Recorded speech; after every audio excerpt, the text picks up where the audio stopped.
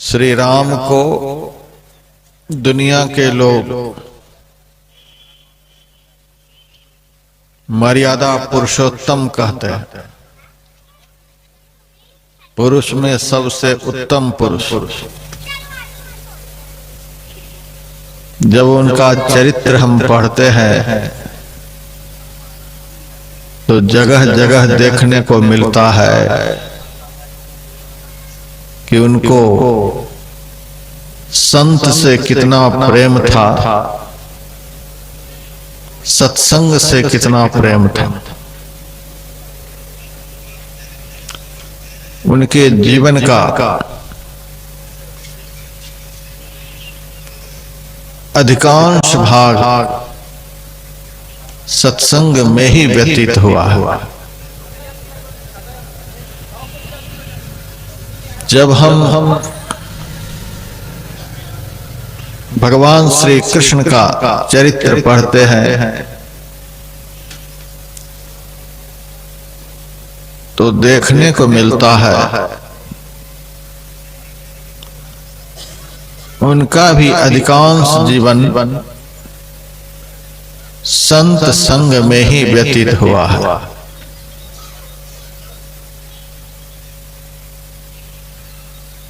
जब हम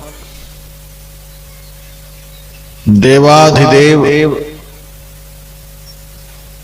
महादेव का चरित्र पढ़ते हैं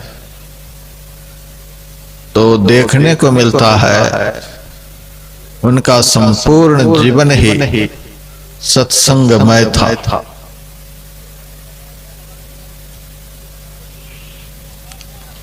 धर्म ग्रंथों में ऐसा भी देखने को मिलता है कि जहां संत पधारते हैं, जहां सत्संग होता है, वहां स्वर्ग के समस्त देवता देवियां सूक्ष्म रूप से विराजमान होकर सत्संग वचनों को सुनते हैं।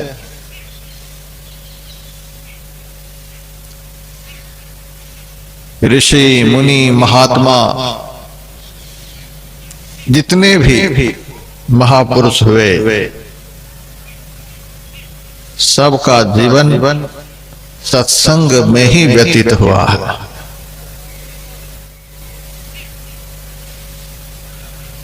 जो दिन रात समाधि के आनंद में डूबे रहते थे, जीवन मुक्त पुरुष हैं, वे भी सत्संग को समाधि छोड़कर श्रवण करते हैं।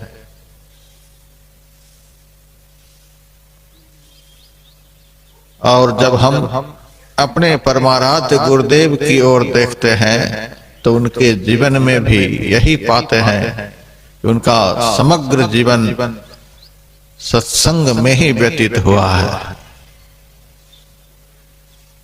अभी आप लोगों ने पाठक्रम में सुना, पल हो नहीं अनत चैन, सत्संग में दिवस रैन, सर्व जगत सुख देन, भक्त जन उदाहरणम। सत्संग के अलावे हमारे गुरुदेव को अन्यत्र कहीं भी शांति नहीं मिलती थी, विश्राम नहीं मिलता था। एक बार तो इतने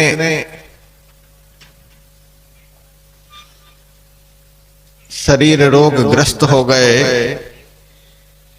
कि सत्संग मंच पर जाने के लायक नहीं रहे, तो भी अपने सेवकों से कहा मुझे सत्संग मंच पर ले चले। सेवकों ने कहा सरकार आपका स्वास्थ्य अनुकूल नहीं है, सत्संग में जाने के लायक नहीं है, कृपया अपने निवास पर ही विश्राम किया जाए हम लोग जाते हैं भक्तों को कुछ सुना देंगे। हमारे गुरुदेव ने कहा, एक बात बताओ, एक दिन यह शरीर छूटेगा कि नहीं छूटेगा? एक दिन देह त्याग होगा कि नहीं होगा?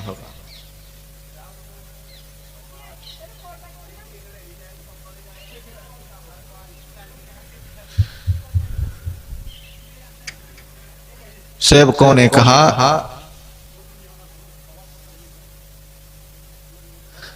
शरीर तो एक दिन अवश्य ही छूटेगा। आए हैं सो जाएंगे राजा रंग फकीर। शरीर तो छूटेगा ही।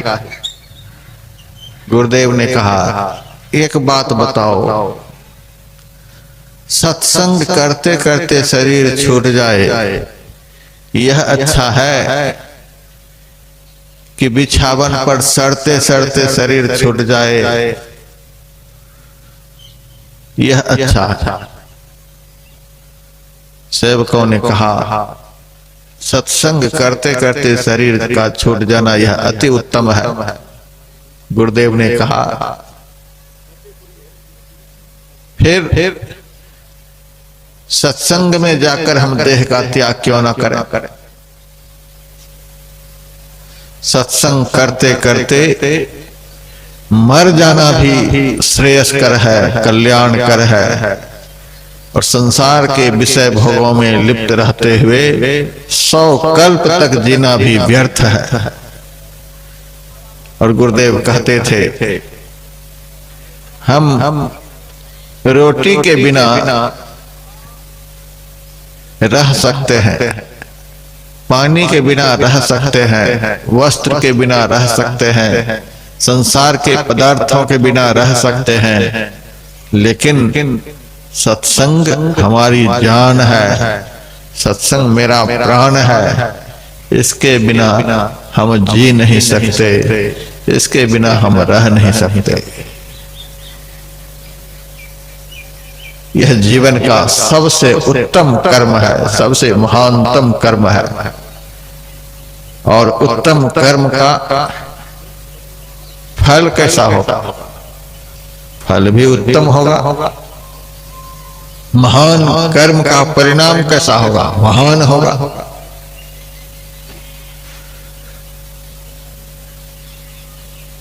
100 पैसे 1000 पैसे से व्यापार करने वाला कभी भी अडानी अंबानी नहीं बन सकता। उनके ऐसा बनने के लिए उसी स्तर का व्यापार भी करना पड़ता है। उसी तरह से संसार में महान बनने के लिए, उत्तम पुरुष कहलाने के लिए महानतम कर्म करना होगा, उत्तम कर्म करना होगा। जिस काम को अभी हम लोग कर रहे हैं, यह ऐसा काम है कि इस काम को करते करते हम आप लोग देव तुल्य पूज्य हो जाएंगे। यह ऐसा उत्तम कर्म है कि इस कर्म को करते हुए एक दिन इसी शरीर से भगवत तुल्य बन जाएंगे।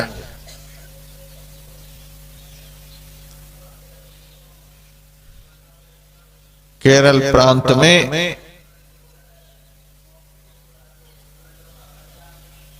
आचार्य शंकर का जन्म हुआ।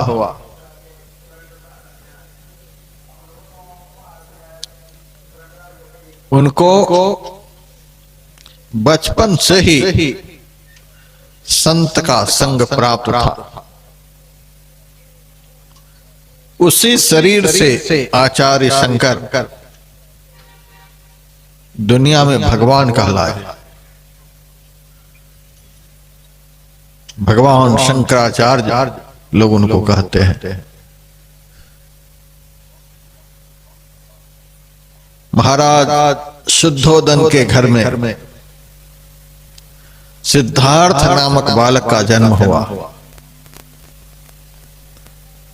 बचपन से ही इसी प्रकार के सर्वोत्कृष्ट कर्मों में वे लगे रहे। एक दिन उसी शरीर से वे भगवान बुद्ध कहलाए। महावीर को भी संतों का संग प्राप्त था। एक दिन वे भगवान महावीर कहलाए। रमन महर्षि एक दिन भगवान रमन कहलाए।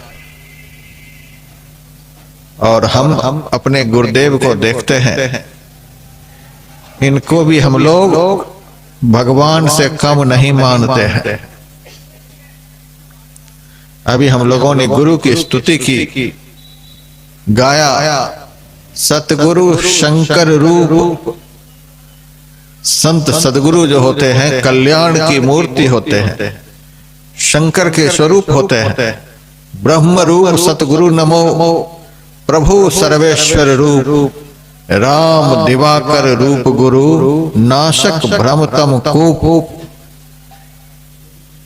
ब्रह्म मानते हैं, राम मानते हैं, सूर्य स्वरूप मानते हैं, गुरु ज्ञान सूर्य रूप, उनकी ज्योति अनूप, उड़ के नाशय तमकूप, भजो साध गुरु है।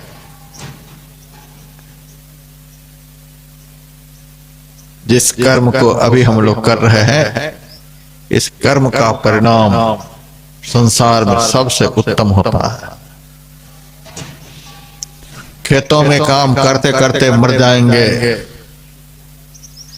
दफ्तर में काम करते करते मर जाएंगे,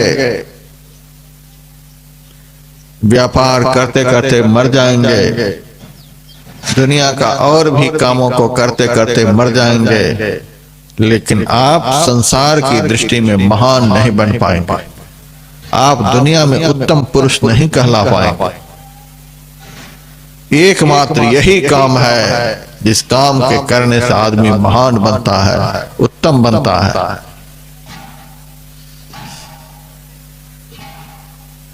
इसीलिए हम सत्संग को सबसे उत्तम कर्म कहते हैं। इसका परिणाम क्या होता है? इस कर्म का परिणाम क्या? अभी आप लोगों ने सत्संग योग प्रथम भाग के उपनिषद वचन में सुना, यदि हम लोग अखंड सुख पाना चाहते हैं,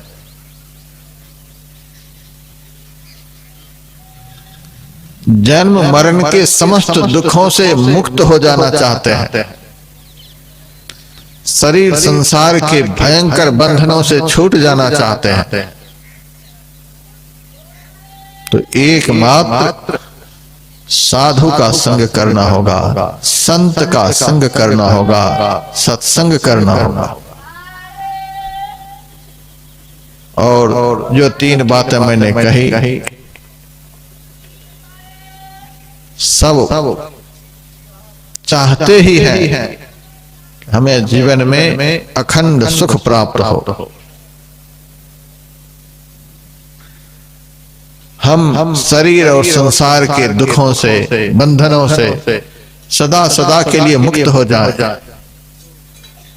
दुनिया में आने जाने के जो भयंकर चक्कर हैं, इन चक्करों से सदा सदा के लिए मुक्ति पा जाए। सब चाहते हैं, चाहना भी चाहिए। आज हम दुनिया घूमते हैं, सब तरह के लोगों से मिलते हैं, लेकिन हम देखते हैं कोई भी व्यक्ति अंदर से सुखी नहीं।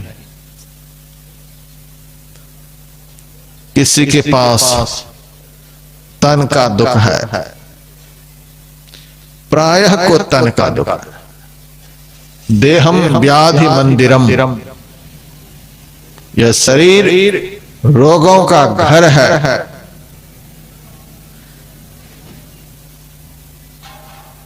रामकृष्ण परमहंस देव जी महाराज कहा करते थे, नरक का दृश्य यदि देखना चाहते हो तो बड़े बड़े अस्पतालों में जाकर के देखो।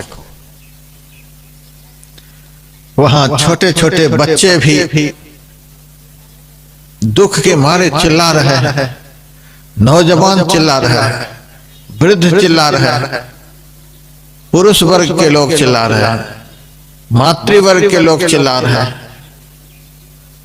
हम तो एक दो बार असाध्य रोगियों को देखने के लिए गए तो हम खुद मूर्छित होकर के बैठ गए, किसी तरह से हमको उठा करके ले गया, हमसे देखा नहीं गया।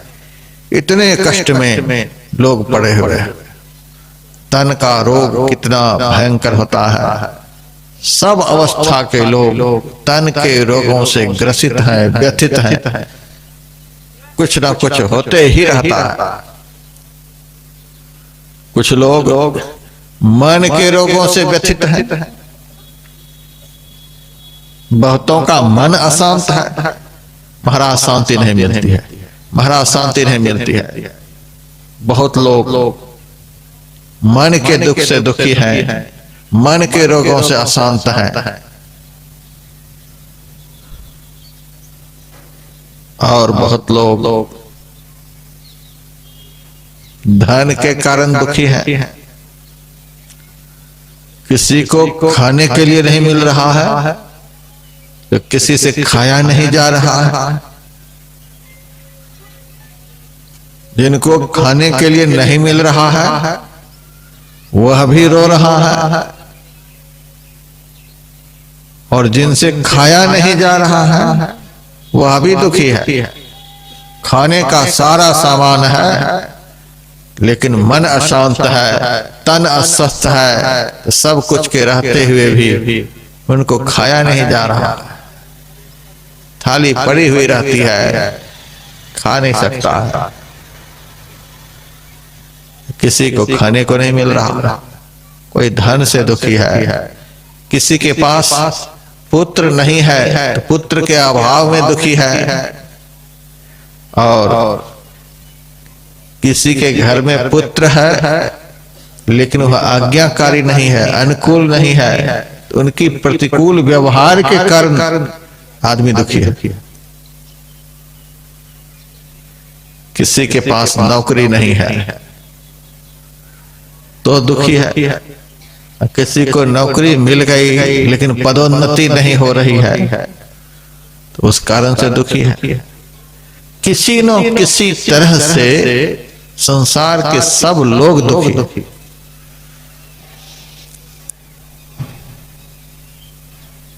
और सब चाहते यही है कि ऐसा सुख मिले जो सुख कभी छूटे नहीं, दुख सदा सदा के लिए चला जाए। तो आपने यह कभी विचार किया कि दुख छूटेगा कैसे,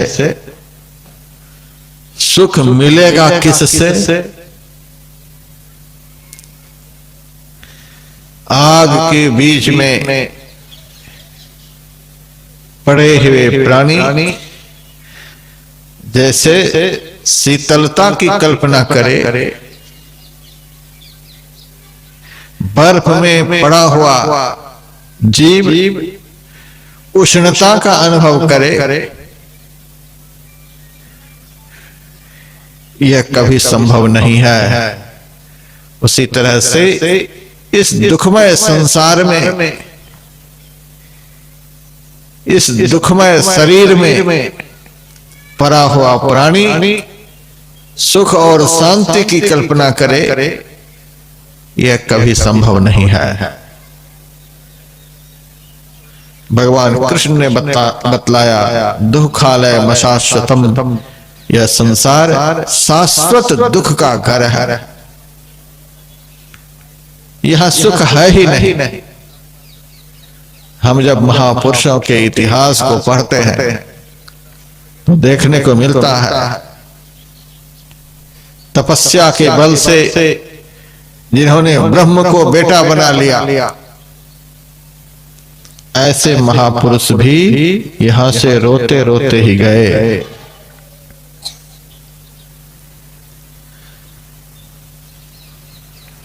और की बात तो छोड़ दीजिए, इस संसार में भक्तों के कल्याण के लिए, संतों का परित्राण करने के लिए, दुष्टों का दलन करने के लिए भगवान का भी अवतार हुआ है। लेकिन जब भगवान के आदर्श चरित्र को पढ़ते हैं तो देखने को मिलता है यहाँ पर राम भी रोए, यहाँ पर कृष्ण भी रोए। शिव पुराण को जब पढ़ते हैं तो शिव जी को भी दुख हुआ। युद्ध में बहुत बार राक्षसों से भी भगवान शिव को पराजित होना पड़ा है। अपने पुत्र से भी युद्ध में भगवान शिव की हार हुई है।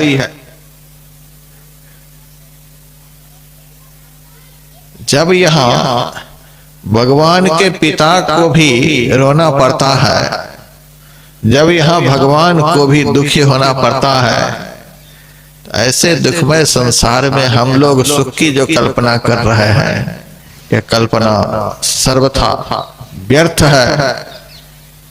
जहां सुख है ही नहीं, वहां सुख की कल्पना आदमी करे, कैसे सुख मिले? जहां है ही नहीं। यहाँ हम लोग अपने अपने कर्मों का लेखा जोखा चुकाने के लिए आए हैं। अनादिकाल से अब तक जितने अशांतिमय दुखमय कर्मों को किए हैं, उन सारे बंधनदायक दुखमय अशांतिमय कर्मों का फल भोगने के लिए आए। यदि हम लोगों के साथ प्रचंड कर्म का संस्कार नहीं होता तो संसार में नहीं आना पड़ता। यहां पर हम लोग अपने अपने किए हुए कर्मों का फल भोगने के लिए आए, इसीलिए हम लोग यहां आए। कुछ लोग एक ही ट्रेन में एसी फर्स्ट क्लास में होते हैं, खूब मजे से सोए हुए जाते हैं, सफर करते हैं। कुछ लोग एसी 2 टायर में, कुछ लोग 3 टायर में, कुछ लोग स्लीपर क्लास में, कुछ लोग जनरल क्लास में सफर करते हैं। ट्रेन एक ही है, लेकिन यात्रा करने वाले बहुत तरह के लोग हैं। कुछ धक्के खाते हुए जा रहे हैं, कुछ सामान्य ढंग से जा रहे हैं, कुछ लोग विशेष आराम से जा रहे हैं, कुछ लोग बहुत अधिक आराम से जा रहे हैं, कुछ लोग भूखे प्यासे जा रहे हैं, कुछ लोग थोड़े बहुत चना चबाते हुए जा रहे हैं, कुछ लोग बहुत ऐसो आराम के साथ खाते पीते हुए जा रहे हैं। एक ही ट्रेन में बहुत तरह की सुविधाओं में जीते हुए सफर कर रहे हैं। इसके पीछे कारण तो जरूर रहा होगा। यही पूर्वकृत कर्म है। एक आदमी खूब आराम से सफर कर रहे हैं, एक आदमी उससे कम, एक आदमी उससे कम, एक आदमी दुखी होकर के जा रहा है। एक ही गांव में सब तरह के लोग होते हैं। एक ही जगह पर हम देखते हैं, रेलवे स्टेशन पर कोई रेल की पटरी के पास टट्टी पेशाब को साफ कर रहे हैं। कुछ लोग खड़े होकर के साफ करवा रहे हैं। जो साफ करवा रहे हैं उसका वेतन ज्यादा है, जो साफ कर रहा है उसका वेतन कम है, साफ करवाने वाले के ऊपर भी ऑफिसर है, जो कुर्सी पर बैठा हुआ है ऑफिस में, उसका वेतन उससे भी ज्यादा है, उसके ऊपर भी ऑफिसर है, उसके ऊपर भी ऑफिसर है। अब देखिए यही कर्म है। टट्टी पेशाब को भी साफ कर रहा है आदमी, कोई आराम से ऑफिस में बैठा हुआ है, वेतन उसका ज्यादा है। कुछ कर्म का फर्क तो जरूर है।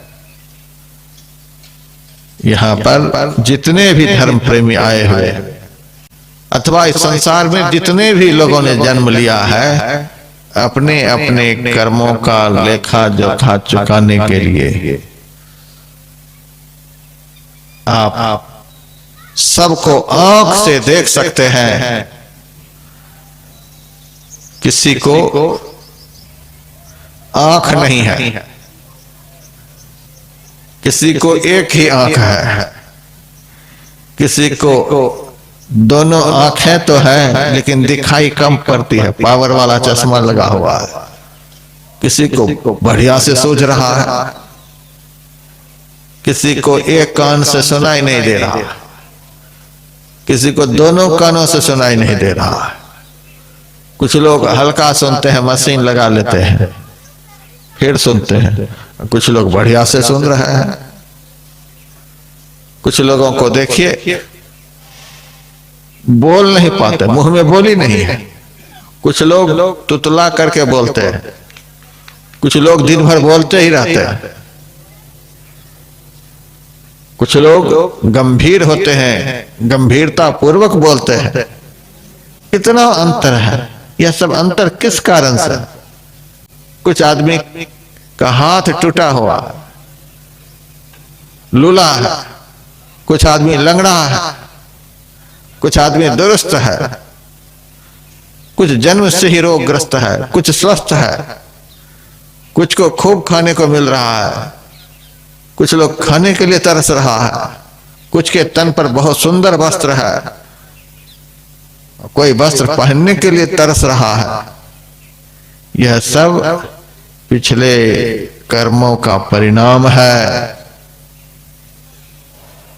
इस धरती को कर्म भूमि कहते हैं और इस शरीर को भी कर्म भूमि ही कहा जाता है। यह शरीर और यह संसार कर्म भूमि है। जैसा जैसा कर्म आदमी ने किया है वैसा वैसा फल यहाँ सब भोग रहा है। तो यहाँ पर आदमी अपने किए हुए कर्मों का फल भोगने के लिए आता है। यदि कर्म फल मिट जाए, कर्म का परिणाम भस्म हो जाए तो यहाँ आना ही नहीं पड़ेगा। हमारे गुरुदेव ने लिखा है, कर्म धर्म को जला खाक कर देंगे तुमको तार, यही मानुष देह समैया में करो परमेश्वर से प्यार। यदि संसार में जन्म लेकर आए हैं तो जन्म देने वाले परमात्मा के भजन में ही दिन रात लग जाएंगे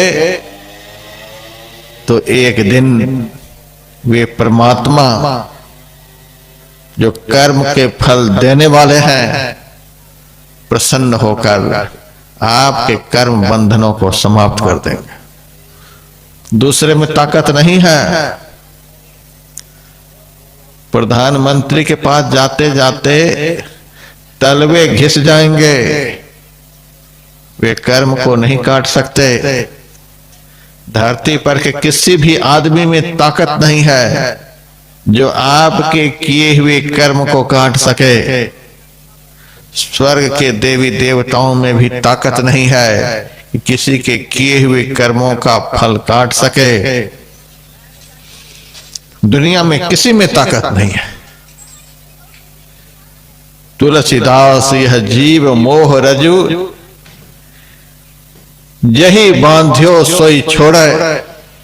तुलसीदास जी महाराज कहते हैं इस जीव को जिस परमात्मा ने कर्म के बंधन में बांधा है, उसी परमात्मा में सामर्थ्य है उस बंधन को खोलने का। दूसरे में सामर्थ्य नहीं। जिन्होंने बांधा है वही खोल सकता है। अब आप लोग कहेंगे तो यहां हम लोग किस लिए आए हैं? फिर तो परमात्मा के पास ही जाना चाहिए। परमात्मा कहीं पैर पर बैठे हुए हैं, परमात्मा किसी चौराहे पर बैठे हुए हैं।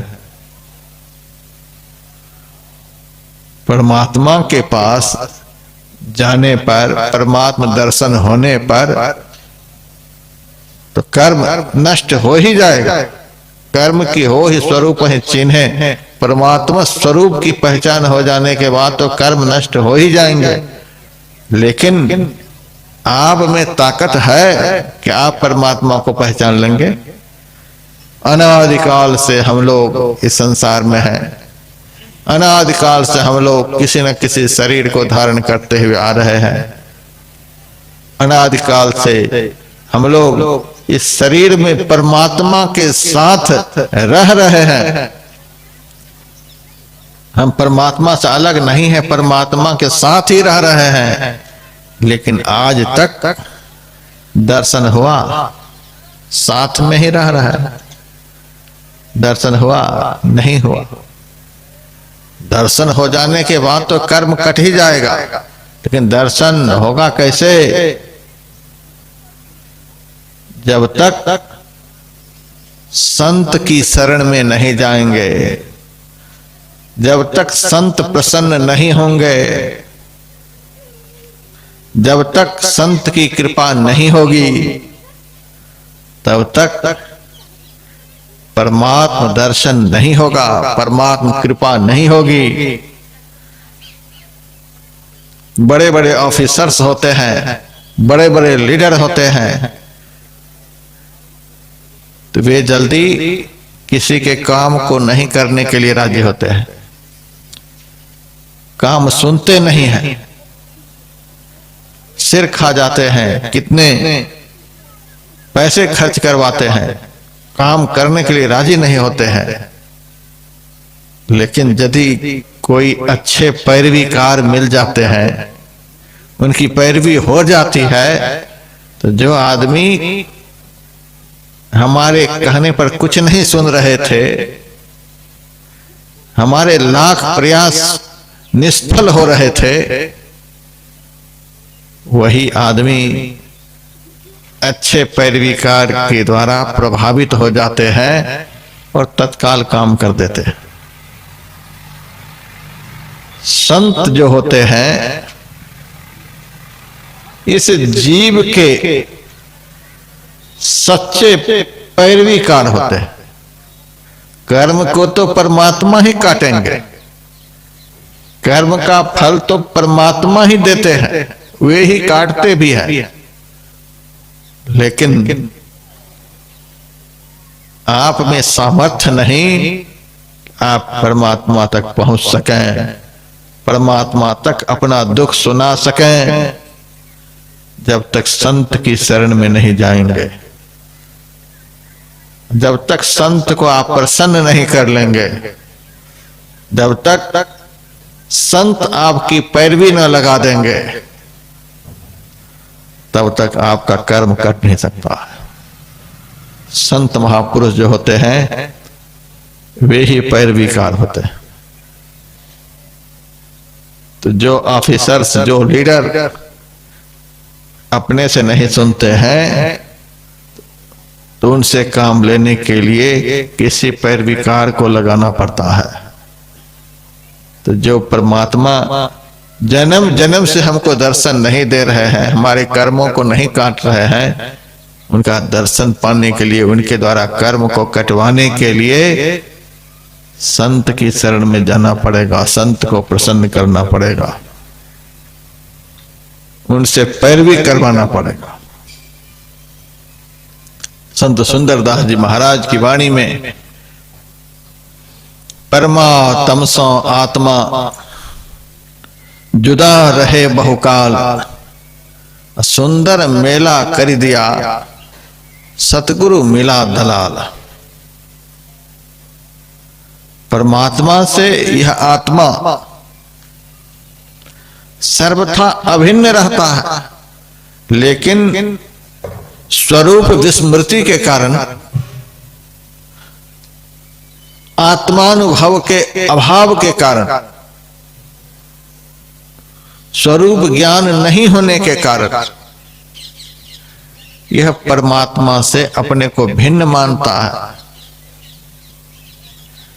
स्वरूप विस्मृत जीव माया के वश में हो जाता है, माया के आवरण से वह आवृत हो जाता है, मिथ्या बंधन से बंध जाता है, और ऐसी हालत में परमात्मा दर्शन का लाभ, परमात्मा के साहचर्य का आनंद इसे प्राप्त नहीं हो पाता। परमात्मा सो आत्मा जुदा रहे बहुकाल, अनादिकाल से साथ रहते हुए भी साथ के आनंद से यह वंचित है। तो दोनों को एक कौन करेंगे? जन्म जन्म का बिछुड़िया मिलिया, गुरु नानक देव जी महाराज कहते हैं, जन्म जन्म से बिछड़े हुए परमात्मा हमें मिल गए।